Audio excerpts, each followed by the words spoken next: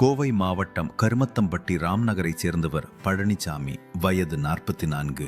இவர் அந்த பகுதியில் ராசி பிரைம் மூவி என்ற பெயரில் கேபிள் டிவி நடத்தி வருகிறார். அத்துடன் அந்த கேபிள் டிவியில் ராசி டிவி என்ற பெயரில் உள்ளூர் சேனலையும் அவர் நடத்தி வருகிறார். இந்த சேனல் கேபிள் டிவி மூலம் பொதுமக்களுக்கு சென்றடைந்து வருகிறது.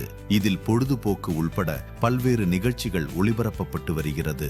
இந்த நிலையில் நடிகர் விஜய் நடித்து மத்திய தணிக்கை சான்று பெறாமல் நிலுவையில் இருந்து வரும் ஜனநாயகன் என்ற திரைப்படத்தை கடந்த 11ஆம் தேதி கேபிள் டிவி மூலம் இந்த சேனலில் ஒளிபரப்பு செய்ததாக தெரிகிறது. அதை பார்த்த விஜய் ரசிகர்கள் பலர் அதிர்ச்சி அடைந்தனர். இதற்கிடையே கேபிள் டிவியில் உள்ளூர் சேனலில் ஜனநாயகன் திரைப்படம் வெளியானது. அந்த பகுதியில் காட்டுத்தீ போன்று பரவியது.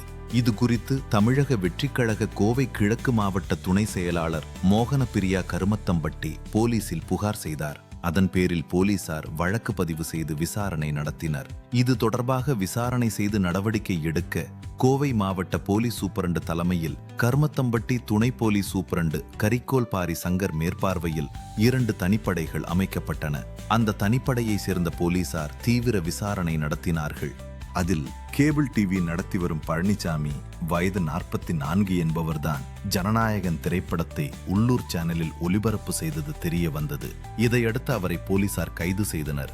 பின்னர் அவரை பாலிசார் கோர்ட்டில் ஆஜர்படுத்தி கோவை மத்திய சிறையில் அடைத்தனர். அத்துடன் மத்திய தணிக்கை குழுவால் அனுமதி அளிக்காத திரைப்படத்தை வெளியிட்ட அவர் நடத்தி வந்த தனியார் சேனல் நிறுவனத்தையும் போலீசார் பூட்டி சீல் வைத்து அதிரடி நடவடிக்கை எடுத்தனர். தொடர்ந்து அவர் எந்த அடிப்படையில் திரைக்கு வராத ஜனநாயகன் திரைப்படத்தை உள்ளூர் சேனலில் ஒளிபரப்பு செய்தார் என்பது குறித்து விசாரணை நடத்தப்பட்டு வருகிறது.